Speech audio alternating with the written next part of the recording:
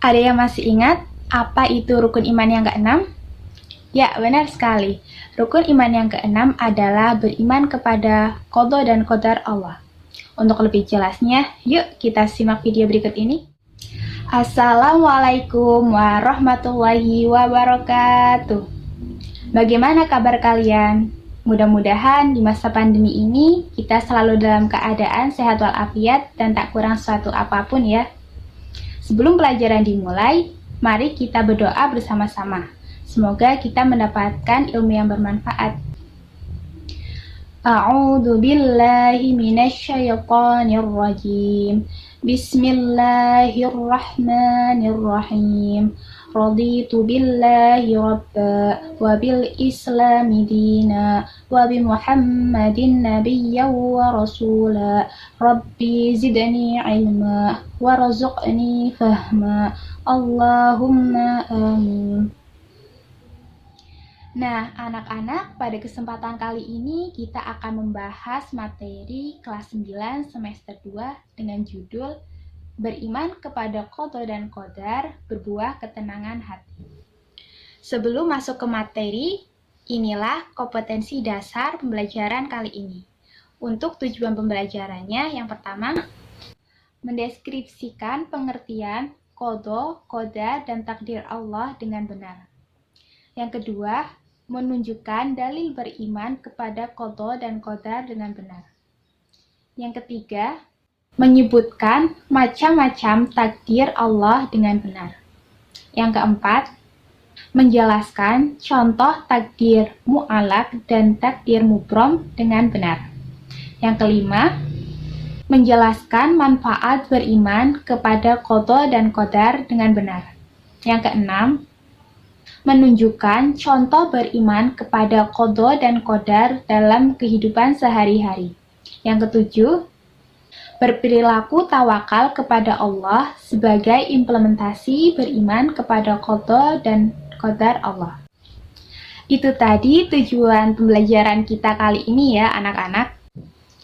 Anak-anak, perlu kita ketahui bahwasannya kelahiran seseorang, kematian seseorang, kaya atau miskinnya seseorang, matahari terbit di barat, matahari terbit di timur, bulan dan bintang di malam hari, itu semua adalah bagian dari qada dan qadar Allah. Qada dan qadar adalah rukun iman yang keenam dan wajib bagi kita untuk mengimaninya. Nah, anak-anak, selanjutnya kita akan membahas materi yang pertama, yaitu tentang pengertian qada, qadar, dan takdir Allah. Ada yang sudah paham pengertian dari ketiganya? Oke, Ibu jelaskan ya. Yang pertama, pengertian qada. Qada adalah ketetapan Allah Subhanahu wa Ta'ala sejak zaman azali. Ada yang tahu zaman azali itu apa? Ya, zaman azali adalah zaman di mana segala sesuatu belum tercipta. Pengertian yang kedua adalah qadar. Qadar adalah perwujudan kehendak Allah kepada semua makhluknya dalam ukuran dan bentuk tertentu. Yang ketiga, takdir. Takdir adalah segala sesuatu yang diketahui manusia setelah terjadinya suatu peristiwa maupun kenyataan. Itulah tadi pengertian dari ketiganya. Semoga kalian paham ya anak-anak. Selanjutnya, kita akan bersama-sama belajar tentang hadis Rasul, tentang qada, qadar, dan takdir Allah. Yuk kita simak hadis berikut ini. An Anas bin Malik radhiyallahu anhu annahu qala innallaha azza wa jalla qad wakkala birrahimi malakan fayaqulu ay rabbi nutfatun ay rabbi alaqatun ay rabbi mudghatun fa idza aradallahu ay yaqdiya khalqan qala al-malaku ay rabbi dzakarun aw untha syaqiyyun aw sa'idun famal rizqu famal ajalu fayuktaba kadzalika fi batni ummihi. Rawahu Bukhari wa Muslim. Artinya, diriwayatkan dari Anas bin Malik radhiyallahu anhu, katanya Rasulullah shallallahu alaihi wasallam bersabda, Allah Subhanahu wa Ta'ala mengutus malaikat ke dalam rahim. Malaikat berkata, "Wahai Tuhan, ia masih berupa air mani." Setelah beberapa waktu, malaikat berkata lagi, "Wahai Tuhan, ia sudah berupa segumpal darah." Begitu juga setelah berlalu 40 hari, malaikat berkata lagi, "Wahai Tuhan, ia sudah segumpal daging." Apabila Allah membuat keputusan untuk menciptakannya menjadi manusia, maka malaikat berkata, "Wahai Tuhan, orang ini akan diciptakan lelaki atau perempuan, sengsara atau bahagia, bagaimana rezekinya, serta bagaimana pula ajalnya." Segala-galanya dicatat ketika masih di dalam kandungan ibunya. Hadis riwayat Bukhari dan Muslim.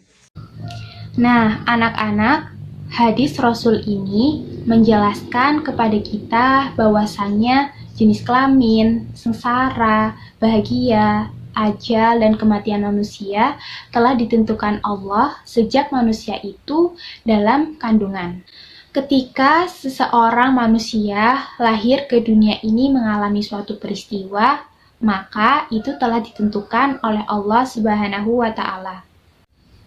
Anak-anak sudah paham belum tentang hadis tadi? Jika sudah, Ibu lanjutkan ya.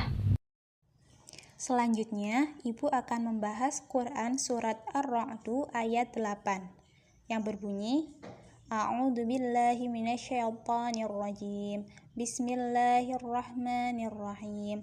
Wa kullu syai'in 'indahu bimiqdarin. Yang artinya, segala sesuatu itu ada ukuran di sisinya.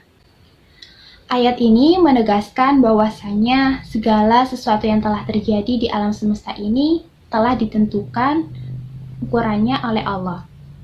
Segala sesuatu yang akan terjadi telah ditentukan dan direncanakan oleh Allah Subhanahu wa Ta'ala. Dan tidak ada satupun makhluk yang mengetahuinya, baik itu dari golongan manusia, golongan jin, dan golongan malaikat. Contoh qada, qadar, dan takdir Allah. Contoh yang pertama adalah contoh qada dan qadar. Contohnya adalah ada seseorang bernama Dinda yang sedang belajar di UIN Wali Songo. Jauh sebelum ia dilahirkan, ternyata Allah telah menetapkan bahwa akan ada seorang manusia bernama Dinda yang belajar di UIN Wali Songo. Nah, ketetapan Allah sejak zaman azali ini disebut dengan qada, sedangkan kenyataan yang terjadi disebut dengan qadar. Contoh yang kedua tentang takdir. Contohnya adalah ada seorang manusia bernama Tia yang ingin menjadi pegawai bank. Setelah lulus sekolah, ia mengambil jurusan ekonomi agar bisa bekerja di bank. Setelah lulus dari kampus, ternyata ia menjadi pengusaha. Dan ternyata oleh Allah, ia ditakdirkan bukan menjadi seorang pegawai bank, tetapi menjadi seorang pengusaha. Itu tadi contoh dari takdir ya anak-anak. Bagaimana, sudah paham? Nah, selanjutnya kita akan belajar tentang takdir-takdir Allah. Ada yang tahu berapa macam takdir Allah? Ya, betul sekali. Takdir Allah ada dua macam ya. Yang pertama takdir mu'alaq dan yang kedua takdir mubrom. Ada yang tahu pengertian dari keduanya? Oke, Ibu jelaskan ya. Yang pertama takdir mu'alaq. Takdir mu'alaq secara bahasa artinya segala sesuatu yang digantungkan.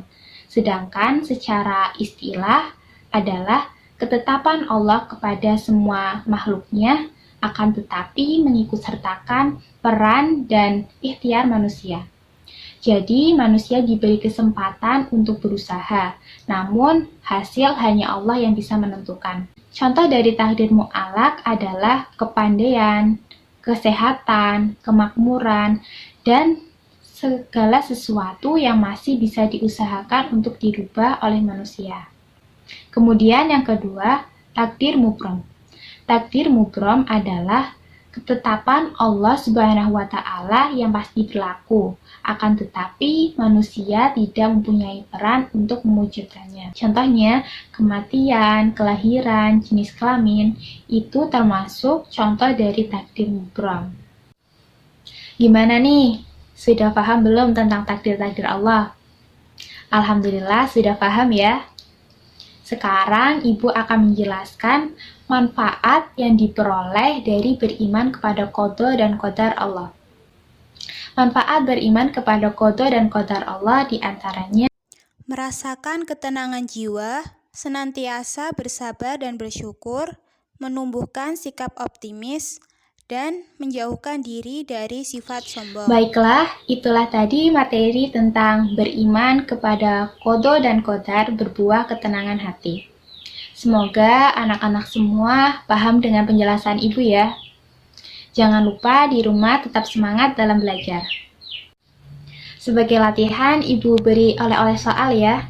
Soal yang pertama, jelaskan pengertian qada dan qadar.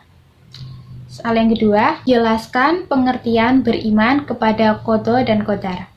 Yang ketiga, apakah manfaat beriman kepada qada dan qadar?